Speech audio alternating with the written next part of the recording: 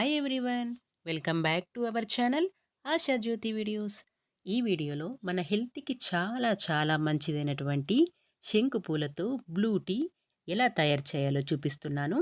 ఇది చాలా చాలా మంచిదండి. ఈ శంకు పూల టీ తాగడం వల్ల చాలా హెల్త్ బెనిఫిట్స్ ఉంటాయి. బ్లూ టీ అంటారు.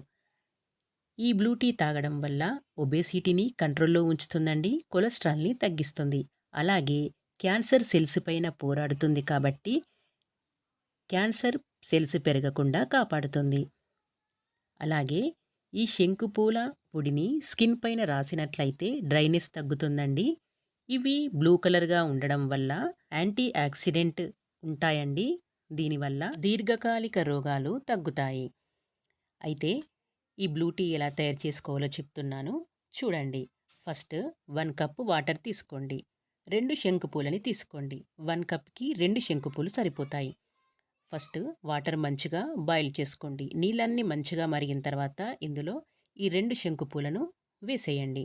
ఇలా 10 లేదా 15 నిమిషాల పాటు మంచిగా మరిగిన తర్వాత వడగట్టుకోండి. శంకుపూలను తీసేసి మంచిగా మరిగిన వాటర్ బ్లూ కలర్లో అవుతాయండి.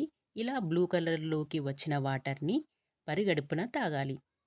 ఇలా ఈ బ్లూ కలర్లో ఉన్న వాటర్ని తాగడం వల్ల శరీరానికి చాలా మంచిదండి.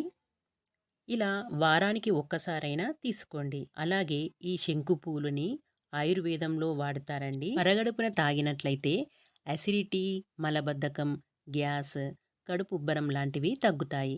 పూజలో ఎంత పవిత్రమైనవో ఆరోగ్యానికి కూడా చాలా మంచిదండి. ఆరోగ్య సమస్యలని తగ్గిస్తాయి.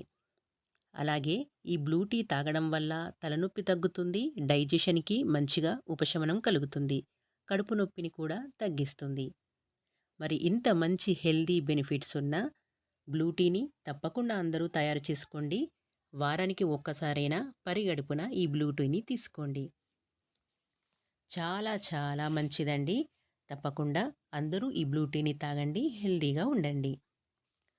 ముఖ్యంగా ఒబేసిటీని కంట్రోల్లో ఉంచుతుంది, కొలెస్ట్రాల్ని తగ్గిస్తుంది కాబట్టి తప్పకుండా అందరూ తీసుకోండి. ఈ బ్లూ టీ తయారు చేసుకోవడం చాలా ఈజీ. చెప్పాను కదా, వాటర్ వేడైపోయిన తర్వాత శంకుపూలను వేసేసి మంచిగా మరిగించుకొని వడగట్టుకోండి. అంతే, చాలా సింపుల్గా ప్రిపేర్ చేసుకోవచ్చు. తప్పకుండా ఈ బ్లూ టీని తాగండి.